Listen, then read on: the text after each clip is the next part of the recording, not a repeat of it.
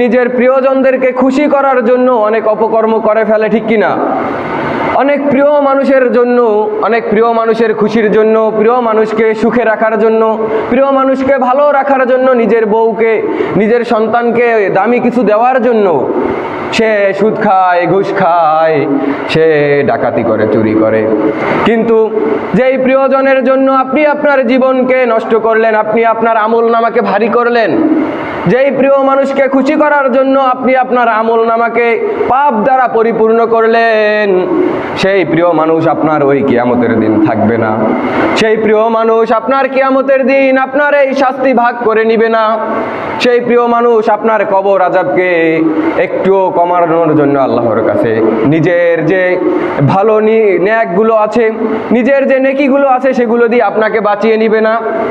কবরের ভিতরে যে বড় বড় সাপ আপনাকে কামড়াবে, সেই সাপগুলোকে এসে তার নেকি দিয়ে ওখান থেকে সরিয়ে দিবে না।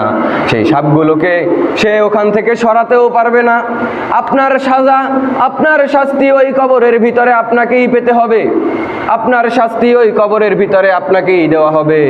কাল কিয়ামতে যদি আপনি এই দুনিয়ায় বসে অপকর্ম করতে করতে নিজের জীবনটাকে, নিজের আমলনামাকে পাপে পরিপূর্ণ করে পাপের পাহাড় নিয়ে যদি কিয়ামতের দিন আল্লাহর কাছে দাঁড়ান, রাসূল সাল্লাল্লাহু আলাইহি ওয়াসাল্লাম আপনার সামনে, আপনার দিকে, আপনার সাথে সে কথাও বলবে না আপনার সামনে, সে আপনাকে কোনো রকমের শাফায়াত করবে না, সুপারিশ করবে না। কারণ বলবে, তুমি আমার উম্মত ছিলা, ঠিক আছে, তুমি আমার উম্মত ছিলা, কিন্তু তুমি উম্মত হয়ে কি করেছো? তুমি উম্মত হয়ে আমার কি আদর্শ পালন করেছো? তুমি উম্মত হয়ে ঘুষ খেয়েছো। আমি আমার আল্লাহ ঘুষ খেতে নিষেধ করেছি, আমি আমার আল্লাহ সুদ খেতে নিষেধ করেছি, আমি আমার আদর্শ হলো ইসলামকে পালন করা, তুমি পালন করো নাই। তুমি তোমার জীবনে ইহুদি খ্রিস্টানদের কালচার অবলম্বন করেছো। তুমি এই দুনিয়ায় বসে মিথ্যা কথা বলেছো। তুমি এই দুনিয়ায় বসে অনেক মানুষের সাথে নিজের শক্তি থাকার জন্য নিরীহ মানুষকে আঘাত করেছো, নিরীহ মানুষের সাথে অত্যাচার করেছো। তুমি তোমার সন্তানকে খুশি রাখার জন্য, তুমি তোমার স্ত্রীকে ভালো কাপড় কিনে দেওয়ার জন্য, তুমি ভালো বাইক কেনার জন্য, ভালো খাবার জন্য, ভালো টাকা নিজের ব্যাংকে জমা রাখার জন্য চুরি করেছো, ডাকাতি করেছো। অন্যর জমি তুমি নিজের নামে লিখিয়ে নিয়েছো। অন্যর জমি তুমি আইল কেটে ওই পাশে নিয়ে নিজের জমি 1 বিঘা বাড়িয়েছো। এইটা তুমি করেছো নিজের জন্য। এটা তুমি আমার জন্য করো নাই, এটা তুমি ইসলামের জন্য করো নাই, এটা তুমি ইসলাম বাস্তবায়নের জন্য করো নাই। তুমি না করেছো জিহাদ, তুমি না করেছো যুদ্ধ, তুমি না করেছো নামাজ, না রেখেছো রোজা। এই জন্য তুমি যাদেরকে অনুসরণ করেছো, তুমি তাদের কাছে চলে যাও। তুমি যাদেরকে মেনে নিয়েছো, তুমি তাদের কাছে গিয়ে থাকো। আর ইহুদি খ্রিস্টানদেরকে যদি আমরা মানি, ইহুদি খ্রিস্টানদের অনুসরণ যদি আমরা করি, তাহলে এই পৃথিবীতে আমরা অপমানিত, অপদস্থ হই বা না হই, কাল কিয়ামতের দিন আমাদেরকে অপদস্থ হতে হবে কিনা, ঠিক কিনা? আমাদের কাল কিয়ামতের দিন অপদস্থ করবেন আল্লাহ, আমাদের কাল কিয়ামতের দিন নিরাশ করে দিবেন আমাদের রাসূল সাল্লাল্লাহু আলাইহি ওয়াসাল্লাম। বাবা, একটা কথা শুনে রাখেন, এই পৃথিবীতে সাময়িক সময়ের জন্য এসেছি, এই পৃথিবীতে সাময়িক সময়ের জন্য থাকবো। এই পৃথিবীতে সাময়িক সময়ের জন্য যদি নিজের আমলকে, নিজের জীবনকে নষ্ট করি, নিজের জীবনকে একটু সুখ দিতে গিয়ে যদি হারামের মধ্যে ঢুকে যাই, তাহলে কাল কিয়ামতের দিন রাসূল সাল্লাল্লাহু আলাইহি ওয়াসাল্লাম যখন তিনি বলবেন, আমি বদরের যুদ্ধ করেছি, উহুদের যুদ্ধ করেছি তোমাকে ইসলাম দেওয়ার জন্য, আমি ওই উহুদের যুদ্ধে আমার দন্তন মোবারক শহীদ হয়েছে তোমাকে ইসলাম দেওয়ার জন্য, আমার পরিবার, আমার গোত্রের মানুষ, আমার কুরাইশ বংশ আমাকে মক্কা থেকে তাড়িয়ে দিয়েছে, ওই মদিনায় আমি গিয়েছি আমার সমস্ত আপন মানুষ ছেড়ে, সমস্ত আপন মানুষ ছেড়ে আমি তোমাকে ইসলাম দেওয়ার জন্য এত কষ্ট করেছি। দুইটা বছর আমাকে এক ঘরে করে রাখা হয়েছিল। দুইটা বছর আমি ওই ঘর থেকে বের হতে পারি নাই। আমার পরিবারের সাথে কেউ বিবাহ শাদী করে নাই। আমার পরিবারের কাছে, আমার বংশের কাছে কেউ বিবাহ শাদী শাদী দেয় নাই, আমার বংশের সাথে কেউ কোনো রকমের ব্যবসা করে নাই। আমরা খেয়ে থেকেছি, না খেয়ে থেকেছি, যে রাসূলুল্লাহ সাল্লাল্লাহু আলাইহি ওয়াসাল্লাম রাহমাতুল লিল আলামিন হওয়ার পরেও তিনি এই পৃথিবীতে এত সুন্দর করে ইসলামটাকে প্রচার করে দিয়েছেন, ইসলামটাকে আমাদেরকে দিয়ে গিয়েছেন, ইসলামটাকে আমাদেরকে এই সময়ে সুন্দরভাবে পালন করার সময় সুযোগ করে দিয়েছেন। বাবা, আমরা কিন্তু ওই যুদ্ধের সময়ে নাই, আমরা কিন্তু সাহাবায়ে কেরামের সময়ে নাই, আমরা কিন্তু ওই রাসূল সাল্লাল্লাহু আলাইহি ওয়াসাল্লামের সময়ে যে ওই আমাদের সুমাইয়া রাদিয়াল্লাহু তাআলা আনহা ছিল, তাকে যে হত্যা করা হয়েছে উলঙ্গ করে বালুর উপরে শুইয়ে, যে ওই বেলাল রাদিয়াল্লাহু তাআলা আনহুকে গরম পাথর দিয়ে চাপা দেওয়া হয়েছে, সেই যুগে কিন্তু আমরা নাই। আমরা এমন একটা সময়ে এসেছি যেখানে আমরা ইসলাম চাইলেই পালন করতে পারি, আমরা এমন একটা দেশে আছি যেখানে ইসলাম চাইলেই পালন করতে পারি, আমরা এমন একটা দেশে আছি যেখানে পীর আউলিয়ার কোনো অভাব নাই, যেখানে আমরা চাইলেই একটা পীরের কাছে গিয়ে, একজন হক্কানি পীরের কাছে গিয়ে বায়াত হয়ে নিজের জীবনটাকে আল্লাহর রাস্তায় কাটিয়ে দিতে পারি, নিজের 60-70 বছরকে। আপনি হয়তো ভুলে গেছেন বাবা, যখন রাসূল সাল্লাল্লাহু আলাইহি ওয়াসাল্লাম ওই কিয়ামতের দিন আপনাকে বলবে, হে আমার উম্মত, তুমি যখন ওই পৃথিবীতে বসে তোমার পরিবারের জন্য এত কিছু করেছো, তোমার নিজের জন্য এত কিছু করেছো, তাহলে আমার জন্য তুমি কি করলা? রাসূল সাল্লাল্লাহু আলাইহি ওয়াসাল্লাম যখন আমার আপনার দিকে চেয়ে চেয়ে এই কথা বলবে, আমরা তখন কোথায় যাব? আমরা তখন কোন মুখে তার কাছে গিয়ে বলবো, ইয়া রাসূলুল্লাহ, ইয়া হাবিবাল্লাহ, আপনি আমাদেরকে আল্লাহর কাছে সুপারিশ করেন, আপনি আমাদেরকে আল্লাহর কাছে বলে ওই জান্নাত পাইয়ে দেওয়ার ব্যবস্থা করেন। আর একটা কথা মনে রাখবেন, রাসূল সাল্লাল্লাহু আলাইহি ওয়াসাল্লাম যার উপরে বেরাজ, রাসূল সাল্লাল্লাহু আলাইহি ওয়াসাল্লামের আদর্শ থেকে যে দূরে চলে গিয়েছে, ওই ব্যক্তি কোশ্চেন কালেও জান্নাতে যেতে পারবে না, ওই ব্যক্তি কোশ্চেন কালেও জান্নাতে যেতে পারবে না। পৃথিবীর বুকে একমাত্র ব্যক্তি যিনি রাসূল সাল্লাল্লাহু আলাইহি ওয়াসাল্লাম আল্লাহ রাব্বুল আলামিনের বন্ধু, রাসূল সাল্লাল্লাহু আলাইহি ওয়াসাল্লামেরও বন্ধু আল্লাহ রাব্বুল আলামিন, একমাত্র ব্যক্তি যিনি, তিনি রাসূল সাল্লাল্লাহু আলাইহি ওয়াসাল্লাম, যিনি ওই আরশে আজিমে সরাসরি জীবিত থাকা অবস্থায়, দুনিয়ায় থাকা অবস্থায় সরাসরি বোরাকে চড়ে ওই কি আল্লাহ রাব্বুল আলামিনের কাছে গিয়ে আরশে মুআল্লায় গিয়ে আল্লাহর সাথে দেখা করে এসেছে, কথা বলে এসেছে, এবং এই উম্মতের জন্য নিয়ে এসেছে 5 ওয়াক্ত সালাত। আপনি যখন 5 ওয়াক্ত সালাত পড়বেন, সবাই বিষয়টা জানেন, এই আলোচনার দিকে আমি যাব না। 5 ওয়াক্ত নামাজ যখন আপনি পড়বেন 50 ওয়াক্তের সওয়াব পাবেন, ঠিক কি না? এই আলোচনা জানেন না যে 50 ওয়াক্ত নামাজ আমাদের জন্য ফরজ করা হয়েছে? আমাদের জন্য 50 ওয়াক্ত নামাজকে ফরজ করা হয়েছিল, কিন্তু আজকে আমাদের 5 ওয়াক্ত নামাজ বানিয়ে দিয়েছে রাসূল সাল্লাল্লাহু আলাইহি ওয়াসাল্লাম, যাতে আমাদের কষ্ট না হয়, যাতে আমাদের এই দুনিয়ায় বসে একটু রুটি রুজির ব্যবস্থা করার সুযোগ হয়। মনে করে দেখেন, একটু খেয়াল করেন, যদি 50 ওয়াক্ত নামাজ আমাদের পড়া লাগতো, আমরা কখন ঘুমাতাম, কখন খেতাম, কখন আমরা আমাদের স্ত্রী সন্তানদের জন্য ইনকাম করতাম, কখন আমরা ব্যাংক ব্যালেন্স ভর্তি টাকা করতাম, কখন আমরা ঘুরতে যেতাম, কখন আমরা দুনিয়ায় এত কিছু করতাম। কিন্তু বাবা, সেখানে রাসূল সাল্লাল্লাহু আলাইহি ওয়াসাল্লাম তার মর্যাদাটা দেখেন, যেখানে মানুষ একবার যেতে পারে না। হযরত মুসা কালিমুল্লাহ আলাইহিস সালাম, যার নাম আমরা সবাই শুনেছি। মুসা আলাইহিস সালাম আল্লাহর একজন রাসূল, তিনি আল্লাহর সাথে একবার সাক্ষাৎ করতে চেয়েছেন, পারেন নাই। আল্লাহ রাব্বুল আলামিনের নূরে ওই পাহাড় পুড়ে গিয়েছিল, আপনারা সেটাও জানেন। কিন্তু আল্লাহ রাব্বুল আলামিন রাসূলুল্লাহ সাল্লাল্লাহু আলাইহি ওয়াসাল্লামকে এই নামাজের উছিলায় 5 বার তার কাছে গিয়েছে। প্রথমে 50 ওয়াক্ত, তারপর রাসূল সাল্লাল্লাহু আলাইহি ওয়াসাল্লাম গিয়ে আবার 45 ওয়াক্ত করে আসছে, আবার তারপরে গিয়ে 40 ওয়াক্ত করে এসেছে।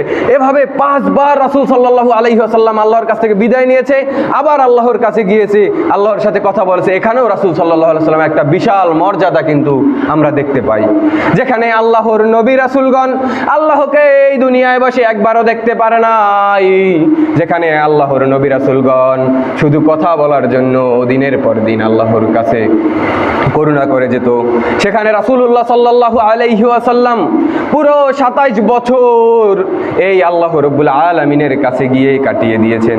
আর সেটা দুনিয়ার সময়ে সময়ের খুব স্বল্প সময়, 1 সেকেন্ড, 1 মিনিট, 1 ন্যানো সেকেন্ডও হতে পারে।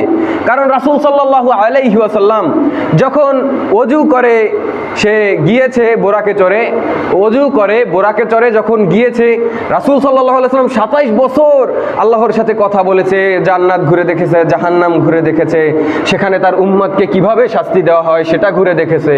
কিন্তু যখন তিনি এসেছেন, যখন তিনি ফিরে এসেছেন, এত কিছুর পরে যখন তিনি ফিরে এসেছেন, এসে দেখেন সেই মরুভূমির বালুর ভিতরে এখনো সেই পানিটা গড়িয়ে পড়ছে। সুবহানাল্লাহ।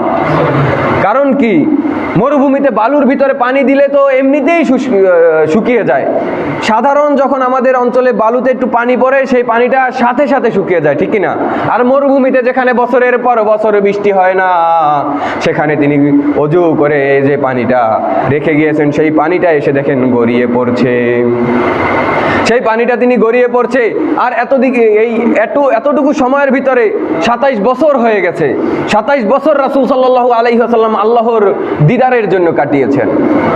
আর সেই কষ্ট করে, সেইভাবে, সেই এত মর্যাদার পরেও সেই কষ্ট করেছে। কষ্টের কথা প্রথমেই কিন্তু বলেছি, ভুলে গেলে চলবে না বাবা। বদরের যুদ্ধ করেছেন, ওহুদের যুদ্ধ করেছেন, এরপরে যে মর্যাদার কথা বলেছি, এই কষ্ট করেছেন, ভালোবাসাও পেয়েছেন। মর্যাদা এত থাকার পরে রাসূল সাল্লাল্লাহু আলাইহি ওয়াসাল্লামের, আবার এত কষ্ট করার পরে রাসূল সাল্লাল্লাহু আলাইহি ওয়াসাল্লাম আমাদেরকে যে ইসলামটা দিয়েছেন, সেই ইসলামটা আমরা কি করছি, আমরা কিভাবে পালন করছি, সেটা কি কাল কিয়ামতের দিন আল্লাহর কাছে গিয়ে বলতে পারবো। যখন আল্লাহ রাব্বুল আলামিন আমাদেরকে জিজ্ঞেস করবেন, হে আমার বান্দা, হে আব্দুর রহিম, হে আব্দুল করিম, তোমাকে আমার হাবিবের মাধ্যমে যে ইসলাম দিয়েছিলাম, তোমাকে আমার হাবিবের মাধ্যমে যে দিনটা আমি পৌঁছেছিলাম, যে কোরআনটা আমি দিয়েছিলাম, যে সংবিধানটা আমি দিয়েছিলাম, তুমি সেইটা মানো কিনা, তুমি সেইটা মেনেছো কিনা, তুমি কি কি করেছো সেটা দেখো, ওই পর্দায় আমি রেকর্ড করে রেখেছি। তুমি কি কি করেছো, কোথায় গিয়েছো, ওই দেখো আমি রেকর্ড করে রেখেছি, ভিডিও দেখো, তুমি কিভাবে জীবনটা পরিচালনা করছো দুনিয়ায়। এখন তুমি যে নাফরমানিগুলো করেছো, তা তো মাফ করার কথাই না, তা তো মাফ করার কোনো সুযোগই আসে না। বরং তুমি যে নাফরমানিগুলো করেছো, সেজন্য তোমাকে উম্মতে মুহাম্মাদি শ্রেষ্ঠ উম্মত হওয়ার জন্য যদি আল্লাহ রাব্বুল আলামিন সেদিন আমাদেরকে একেবারে সব থেকে কঠিন জাহান্নামে নিক্ষেপ করে, আমাদের কিছু করার আছে? কারণ রাসূল সাল্লাল্লাহু আলাইহি ওয়াসাল্লামের উম্মত যারা, তারা হলো সর্বশ্রেষ্ঠ উম্মত, তারা হলো সর্বশ্রেষ্ঠ জাতি, তারা হলো সর্বশ্রেষ্ঠ মানুষ। আর কথা শুনবেন, ভাববেন যে বিষয়টা এটা হলো রাসূল সাল্লাল্লাহু আলাইহি ওয়াসাল্লামের এত মর্যাদা থাকার পরেও তার উম্মতের মর্যাদাও কিন্তু অনেক। তার উম্মতের মর্যাদাও যদি এত হয়, যারা আপন বেশি, আপন মানুষ যদি কষ্ট দেয়, আপন মানুষ যদি ধোঁকা দেয়, তাহলে কিন্তু সেই মানুষের প্রতি রাগ বেশি থাকে, সেই মানুষের প্রতি কিন্তু কষ্ট বেশি থাকে। সেই মানুষ থেকে যদি কষ্ট পাওয়া যায় যে খুব আপন ছিল, খুব ভালোবাসার ছিল, তাহলে তার প্রতি কষ্টটা এত পর্যায়ে আসে যা ক্ষমা করার মতন হয় না। যদি আপনার স্ত্রী আপনার সাথে আজকে প্রতারণা করে, যদি আপনার মেয়ে আপনার সাথে প্রতারণা করে, যদি আপনার বন্ধু আপনার সাথে প্রতারণা করে, তাহলে আপনার অবস্থাটা কেমন হবে? আর যে আল্লাহ আপনাকে চোখ দিয়েছে, যে আল্লাহ আপনাকে নাক দিয়েছে, আপনাকে নিঃশ্বাস নেওয়ার সুযোগ দিয়েছে, 2 ঠোঁট দিয়েছে, আপনাকে এত সুন্দর একটা ব্যবস্থা করে দিয়েছে পৃথিবীতে বাঁচার জন্য, বেঁচে থাকার জন্য, এত সুন্দর একটা ব্যবস্থা করে দিয়েছে আপনি ইবাদত করার জন্য, আপনাকে রাতের পরে দিন দিয়েছে, দিনের পরে রাত দিয়েছে, খাবারের ব্যবস্থা করে দিয়েছে। কিন্তু সেই আল্লাহ রাব্বুল আলামিন আরো একটা বিষয় আপনাকে দিয়েছে, সেই বিষয়টা হলো আপনাকে শ্রেষ্ঠ উম্মত হিসাবে বানিয়েছে, সেই বিষয়টা হলো আপনাকে শ্রেষ্ঠ জাতি হিসাবে বানিয়েছে, ঠিক কিনা? আপনাকে শ্রেষ্ঠ জাতি, উম্মতে মুহাম্মাদি হিসাবে যদি আপনি শ্রেষ্ঠ জাতি নিজেকে পরিচয় দিতে না পারেন, তাহলে আপনি সব থেকে অভাগা, আমি সব থেকে অভাগা। কারণ আমরা সর্বশ্রেষ্ঠ জাতি, আমাদের ভিতরে একটা ইমানি চেতনা থাকবে অন্য রকমের, আমাদের ভিতরে ইমানের একটা সাহস থাকবে অন্য রকমের, আমাদের ভিতর বল থাকবে অন্য রকমের। সমস্ত কাফের মুনাফিক আমাদের পূর্বপুরুষদের কাছে ধরাশায়ী হয়ে গেছে। বদরের যুদ্ধে আপনাকে বলছি 313 জন সৈন্য ছিল, 2টা মাত্র ঘোড়া ছিল, সেখানে 1000 সৈন্যকে কুপকাত করে দিয়েছে মুসলমানরা, ঠিক কিনা? যেখানে 3 লক্ষ সৈন্যর সামনে মাত্র 1 লক্ষ সৈন্য বিজয় হয়ে এসেছে, যেখানে 1 লক্ষ সৈন্যর সামনে মাত্র 3000 সৈন্য বিজয় হয়েছে, সেই জাতি কি এখন আছে না নাই? নাই? সেই মুসলমান আছে না নাই? সেই আল্লাহ আছে না নাই? সেই রাসূল সাল্লাল্লাহু আলাইহি ওয়াসাল্লামের ভালোবাসা আছে না নাই? তাহলে আজকে আমাদের এই অবস্থা কেন? আমাদের ভাইরা, আমাদের বোনরা আজকে বেপরদায় কেন? আমাদের ভাইরা আজকে নেশা করছে কেন?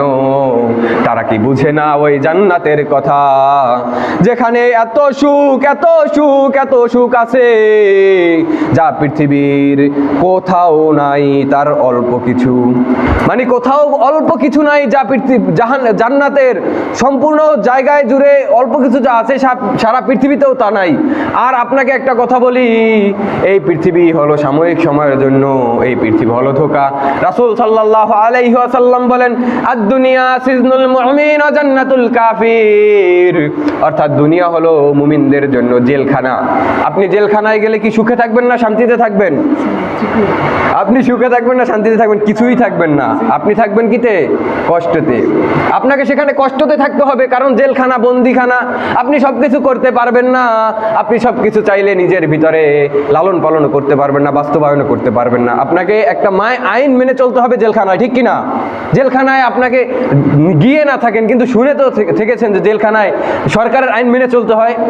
জেলখানায় চাইলেই কিছু করা যায় না, চাইলেই খাওয়া যায় না, চাইলেই পাওয়া যায় না। সেভাবে আপনাকে দুনিয়ায় জেলখানার মতন থাকতে হবে। আদ-দুনিয়া সিজনুল মুমিন ওয়া জান্নাতুল কাফির, কেননা দুনিয়া হলো মুমিনদের জন্য জেলখানা আর কাফিরদের জন্য হলো জান্নাত।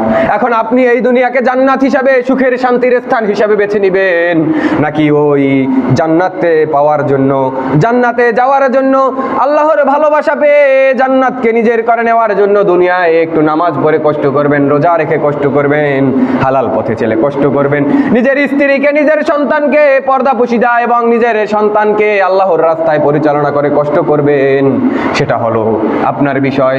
আপনি এখন কি করবেন সেটা আপনার বিষয়, আপনাকে ভেবে চিন্তে করতে হবে। আপনি এই দুনিয়ায় বেশি দিন টিকতে পারবেন না, আপনি এই দুনিয়ায় বেশি দিন থাকতে পারবেন না, এটা আপনাকে বুঝে নিতে হবে। এটা যদি আপনি মানেন, তাও আপনাকে এই দুনিয়া ছেড়ে চলে যেতে হবে। যদি আপনি না মানেন, যদি আপনি 100 বছর, 1000 বছর, নমরুদের মতন লক্ষ বছর আপনি যদি বাঁচার জন্য এই পৃথিবীতে চেষ্টা করেন, আপনি কাজ হবে না। আপনার যখন শেষ সময়, মালাকুল মউত হাজির, আপনাকে নিয়ে যাবে। আর একটা কথা বাবা, আপনি যখন চলে যাবেন, আপনি যখন এই পৃথিবীতে চলে যাবেন, আপনাকে কেউ মনে রাখবে না। আপনি মনে রাখবেন কেমন করে? আপনার স্ত্রী যদি মরে যায়, সে আর এক স্ত্রীকে নিয়ে নেয়। কারো সন্তান যদি মরে যায়, সে আর একটা সন্তান আছে, সেই ভালোবাসা নিয়ে বেঁচে থাকে। কারো যদি বন্ধু চলে যায়, আরো বন্ধু আছে, সেই ভালোবাসা নিয়ে, বন্ধু নিয়ে সে তার জীবন কাটিয়ে দেয়। এভাবেই জীবন চলে যায়। এখানে একটা মানুষ নাই, আমি স্পষ্ট করে বলতে পারি যে তার পূর্ব 5 জন পুরুষের নাম বলতে পারবে, 5 জন পূর্বপুরুষের নাম বলতে পারবে, দাদা, দাদার বাবা, তার বাবা, তার বাবা, তার বাবা, এভাবে কেউ নাম বলতে পারবে না। তাহলে আপনি যেহেতু আপনার পূর্বপুরুষদের মনে রাখেন নাই, আপনার পরেও তো আপনার সন্তান আসবে, তার সন্তান আসবে, তার সন্তান আসবে, তার সন্তান আসবে, আপনাকেও মনে রাখবে না। সুতরাং কার জন্য আপনি টাকা ইনকাম করে পৃথিবীতে রেখে যাবেন, কার জন্য আপনি এই পৃথিবীতে নিজের সম্পদকে রেখে যাবেন, সেটা আপনার বিষয়। আর সেই সম্পদ আপনি কিভাবে উপার্জন করলেন, সেটাও আপনার বিষয়। আপনি যদি হালালভাবে উপার্জন করে থাকেন, আপনি সওয়াব পাবেন। সেই টাকা যদি দান করে থাকেন, সওয়াব পাবেন।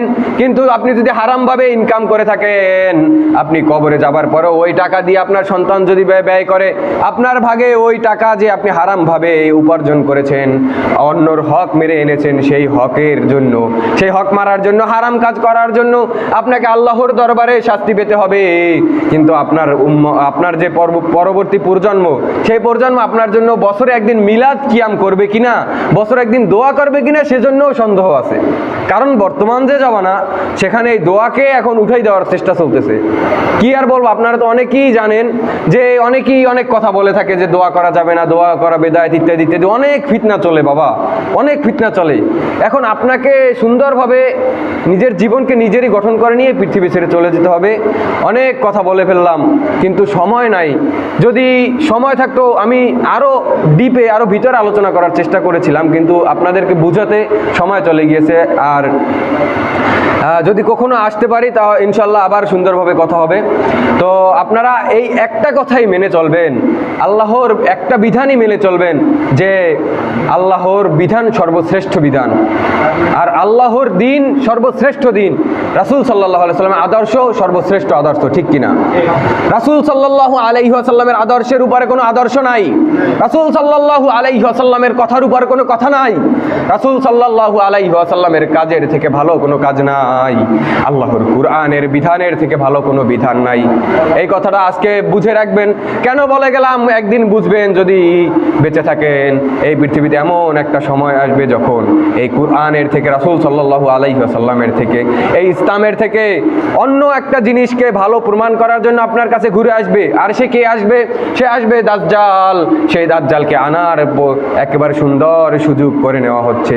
দাজ্জাল অলরেডি চলে আসছে সে বিষয়ে